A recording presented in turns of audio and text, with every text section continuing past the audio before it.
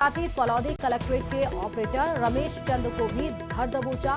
इसके अलावा पुलिस ने राजस्थान समेत पंजाब, दिल्ली से भी कई गिरफ्तारियां की हैं। वहीं पुलिस ने 2 लाख से अधिक संदिग्ध डाटा भी की पहचान भी की है।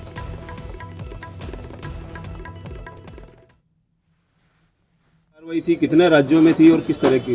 ये जो ऑपरेशन शटर डाउन आप सबको विदित है, जैसा कि हमने शुरू किया और उसमें जो सरकारी योजनाओं में साइबर फ्रॉड करके जो गैर लाभार्थी हैं, जो अपात्र लोग हैं, उनको पैसे दिलाने का जो एक गैंग पूरा षड्यंत्र करके दिला रही थी। उस गैंग के 30 सदस्यों को शुरुआती चरण में गिरफ्तार किया। अभी वर्तमान में 6 और लोगों को गिरफ्तार और 2 को डिटेन किया, जिनकी गिरफ्तारी होनी है। तो लगातार जब ये अनुसंधान के दौरान हमने एसआईटी बनाई। एसआईटी बनाने के बाद में जो हमारे पास सबसे मुश्किल तथ्य था वो ये था कि योजनाओं की समझ, योजनाओं में किस तरह आवेदन होते हैं, योजनाओं में किस तरह कौन कौन से डॉक्यूमेंट्स लगते हैं, स्वीकृतियों का प्रोसेस क्या है, कौन कौन से प्रशासनिक तंत्र उसमें सक्रिय होते हैं, उसकी हमें बड़ी ज़रूरत थी। श्रीमान कलेक्टर साहब से हमने निवेदन करने के बाद में जो एसडीएम अभिषेक जी हैं, ये हमारे साथ जुड़े और हमारे जो सहायक टेक्निकल एक्सपर्ट हैं संतोष जी, ये जुड़े।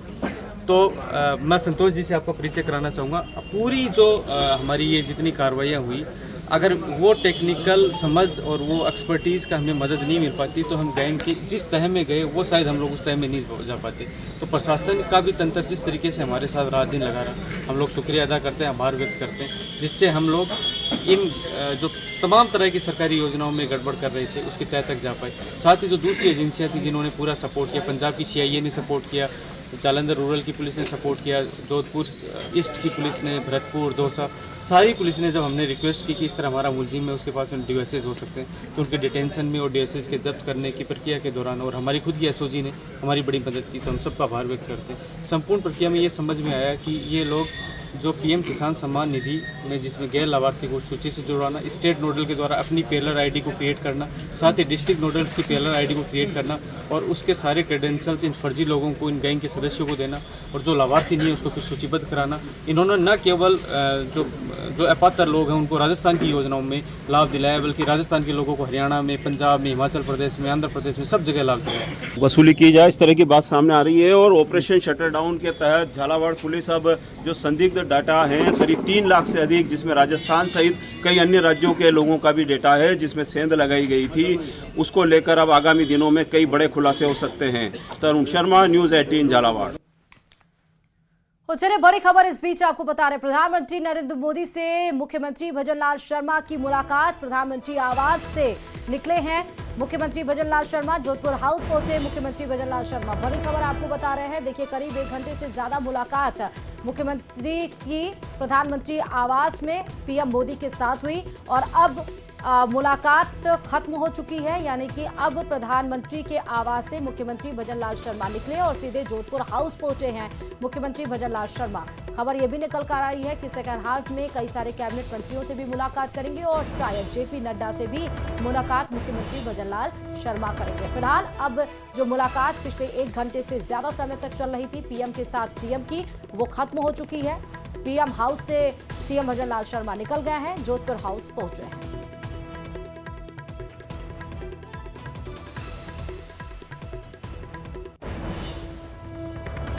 तो देखिए कि 2 साल होने वाले हैं मुख्यमंत्री भजनलाल शर्मा के, और क्योंकि कैबिनेट का विस्तार भी होना है और इसको लेकर शायद संभवतः ये जताई जा रही है कि 1 घंटे से जो मुलाकात हो रही थी उसकी रिपोर्ट ही पीएम को सौंपी जा रही थी विकास को लेकर।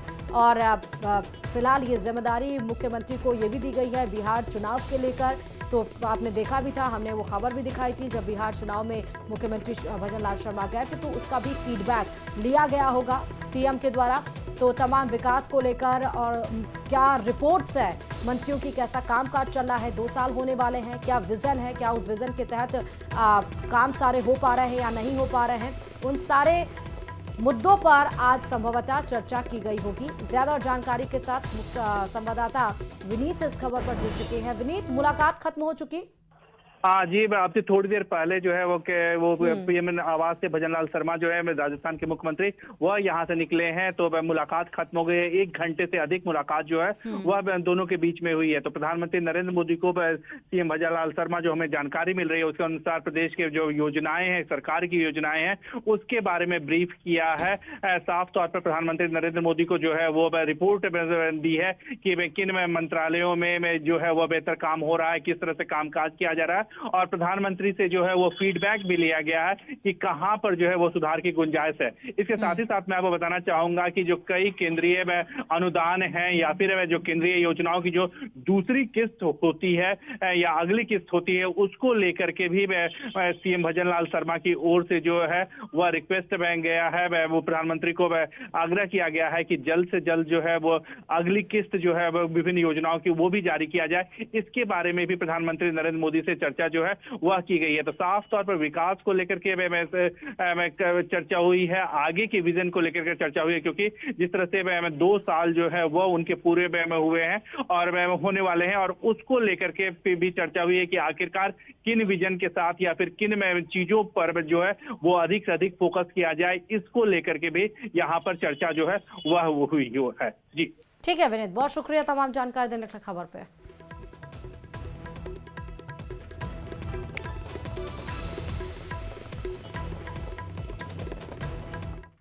चलिए, जा रहा था ये ट्रक और मकान की दीवार से ये ट्रक टकरा गया। ये हम आपको तस्वीर भी दिखा रहे हैं। हादसे में बाल लोग बचे हैं। सुथार वॉश कॉर्नर पर ये मकान बना है। हादसे में मकान की दीवार टूटी है। दीवार टूटने के बाद मौके पर भीड़ जमा हो गई। हादसे के समय घर के भीतर कोई भी नहीं था। स्थानीय लोगों ने पुलिस को सूचना दी। पुलिस ने मौके पर पहुंचकर स्थिति का जायजा लिया है।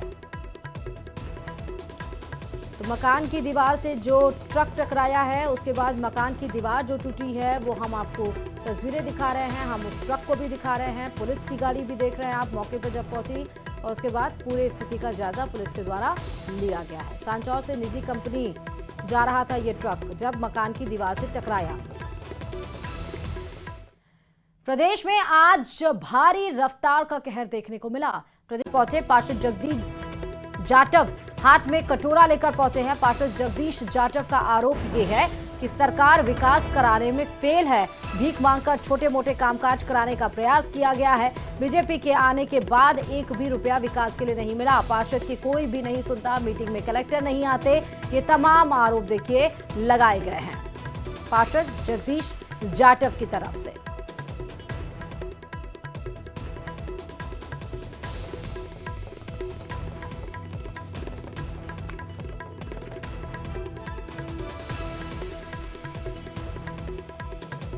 तो हाथ में कटोरा लेकर जब कार्यकाल हमारा, जब हमने 20 नंबर वार्ड में विकास के खूब कार्य कराए, जब से भारतीय जनता पार्टी की सरकार है 2 साल हो गए, विकास के नाम पे 1 रुपया जिला परिषद नहीं मिला।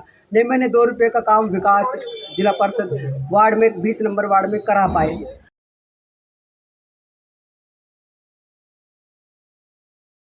कांग्रेस राज था। खबर कोटा से है, जहां सिमलिया में जन सुनवाई के दरमियान कुछ ऐसा हुआ जिसने ऊर्जा मंत्री हीरालाल नागर को हैरान कर दिया। स्कूली छात्रा ने ऊर्जा मंत्री के आगे अपनी पीड़ा बयां की और कहा कि रास्ते में शराब की दुकान है, स्कूल में जाने से डर लगता है। आपको सुनाते हैं बच्ची ने ऊर्जा मंत्री से कैसे अपनी पीड़ा बताई है।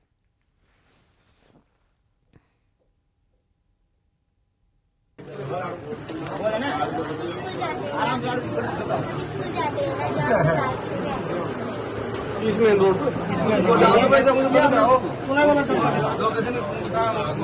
अरे दिक्कत हो रहा है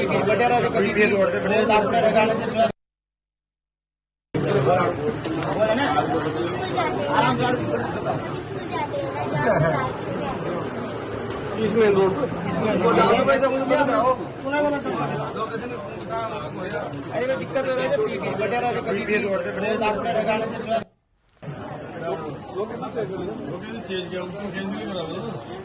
और जब मंत्री हीरालाल नागर ने सुना तो उन्होंने कहा कि ठेकेदार के पास गांव में शराब की दुकान का लाइसेंस है, लेकिन उसने गोदाम के नाम पर हाईवे पर भी दुकान खोल रखी है, जो नियम विरुद्ध है।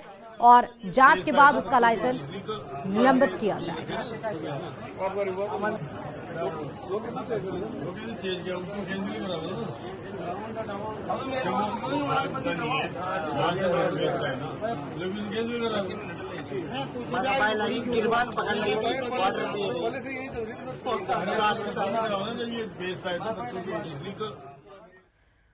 और चलिए अब बात करेंगे सिरोही के पिंडवाड़ा से बड़ी खबर की, जहां पिपेला गांव में पिपेला गांव में रोहिड़ा सरपंच का विरोध यहां पर किया गया है।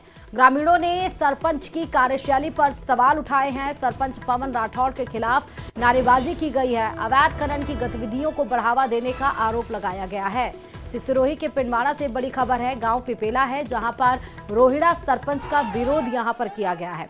ग्रामीणों ने ही रोहिड़ा सरपंच का विरोध किया है। उनके कार्यशैली पर सवाल उठाए गए हैं। सरपंच पवन राठौड़ के खिलाफ ग्रामीणों के द्वारा नारेबाजी भी की गई। अवैध खनन की गतिविधियों को जो सरपंच हैं वो बढ़ावा देते हैं और इसलिए ग्रामीण उनसे काफी ज्यादा नाराज हैं। उनकी कार्यशैली से नाखुश है ग्रामीण।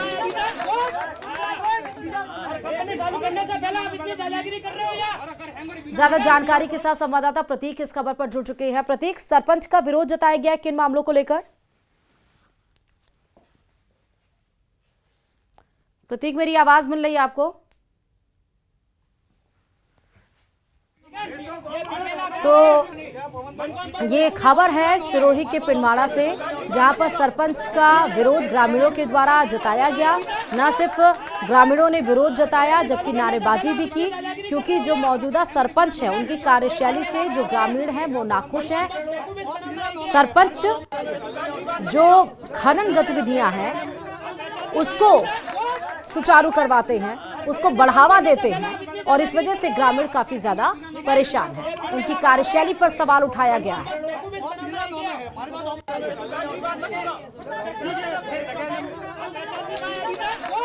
तो हम आपको दो तस्वीरें दिखा रहे हैं। आप देखिए कि किस तरह से ग्रामीण सवाल उठाते हुए सरपंच के ऊपर, रोहिड़ा सरपंच के ऊपर, उनकी कार्यशैली से वो काफी ज्यादा नाखुश हैं, परेशान हैं, क्योंकि सरपंच लगातार जो खनन गतिविधियां हैं उसको बढ़ावा देते हैं और खनन गतिविधियों की वजह से सड़कें तो खराब होती ही होती हैं, तमाम जो संकट हैं वो भी खड़े हो जाते हैं।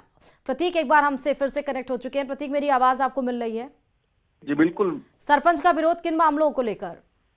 बिल्कुल, यह विरोध जो है कल शाम से जो चल रहा है, आपको बता दें कि यहाँ पर अवैध खनन की गतिविधियों को बढ़ावा देने के लिए गांव के मेन गेट पर जो है रास्ता बंद करने का जो गंभीर आरोप जो लगे हुए अपने पद का दुरुपयोग को लेकर, जो पहले भी यह सरपंच जो है चर्चाओं में रह चुका है और जिसको लेकर अभी जो ग्रामीणों का विरोध जो है वो जो है यानी कि वो बोलकर सामने आया है। इसको लेकर भारी नाराजगी जताते हुए इसके हाय हाय के नारे भी लगाए जा रहे हैं। प्रशासन से मांग की जा रही है कि ऐसे सरपंच के ऊपर जो है धारा 38 में कार्रवाई की जाए जो अपने पद का दुरुपयोग कर रहा है। और वहीं आपको पहले बता दें कि अवैध खनन को लेकर पहले भी यहाँ से कई बार शिकायतें हुई थी, जिसको लेकर निष्पक्ष जांच नहीं होने के कारण जो है ग्रामीणों का आक्रोश फूट पड़ा और पवन जो सरपंच बताया जा रहा है, सरपंच के खिलाफ जो है धरना प्रदर्शन जो है वर्तमान में भी जारी है अभी। जी ठीक है, बहुत शुक्रिया प्रतीक तमाम जानकारी देने के लिए खबर पे।